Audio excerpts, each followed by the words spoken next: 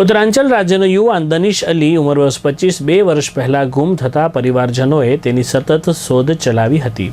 પરિવારજનોએ તેની ખૂબ જ ચિંતા સેવી હતી।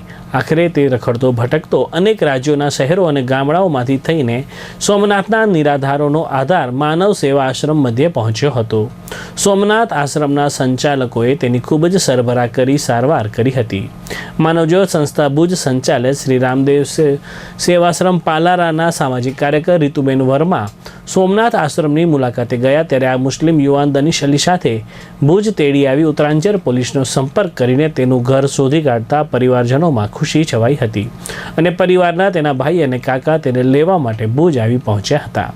2 વર્ષ પછી મિલન થતાં ભાવુક દ્રશ્યો સર્જાયા હતા। આખરે 2 વર્ષ પછી તે પોતાના ઘર સુધી પહોંચ્યો છે।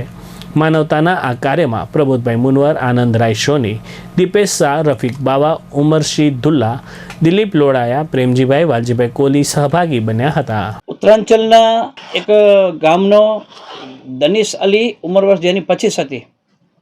2 વર્ષ પહેલાં તે ગુમ થયેલો અને અનેક રાજ્યોમાંથી રખડતો ભટકતો એ સોમનાથના નિરાધારનો આધાર આશ્રમમાં પહોંચ્યો હતો। ત્યાંના સંચાલકોએ એની ખૂબ જ સારી સેવા કરી, ખૂબ જ સારી સરભરા કરી। અમારા આશ્રમના સામાજિક કાર્યકર રીતુબેન વર્મા જ્યારે સોમનાથ આશ્રમની મુલાકાતે ગયેલા ત્યારે આ મુસ્લિમ યુવાન દનિશ અલીને પોતાની સાથે તેડી આવ્યા કે આ તો યુવાન બરાબર છે, ઘર સુધી પહોંચી જાય તેમ છે। એટલે અમારા આશ્રમમાં માનવજ્યોત સંસ્થા ભુજ સંચાલિત શ્રી રામદેવ સેવાશ્રમ પાલારા કચ્છ મધ્યે એને લઈ આવ્યા, એને રાખી એની સારવાર અમે ભુજની માનસિક આરોગ્યની હોસ્પિટલમાં કરાવી। તે જલ્દી સ્વસ્થ બન્યો। ત્યાર પછી એણે જે પણ અમને નામ એડ્રેસ પરિવારજનોને આપ્યા એના ઉપરથી અમારા સામાજિક કાર્યકર રીતુબેન વર્માએ ઉત્તરાંચલ પોલીસનો સંપર્ક કરી એનું ઘર અને પરિવાર શોધી કાઢ્યા।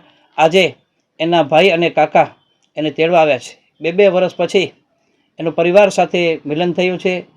આજે પરિવાર પણ લાંબા સમયથી એની શોધખોળ ચલાવી રહ્યો હતો કે આ હવે દનિશ અલી ક્યાંથી મળશે, પણ આજે એના કાકા અને ભાઈ જ્યારે તેડવા આવ્યા છે અને દનિશ અલી પોતાના ઘર સુધી જઈ રહ્યો છે ત્યારે માનવજ્યોત સંસ્થા પણ આનંદની લાગણી અનુભવી અને પરિવારને ખૂબ જ શુભેચ્છાઓ પાઠવે છે। કારણ કે હવે પછીનો જે સમય છે એમાં પરિવારની જવાબદારી છે, પરિવાર એને સાચવે ને એ પણ પરિવારમાં રહી અને પોતાના પ્રગતિના શિખરો સર કરે।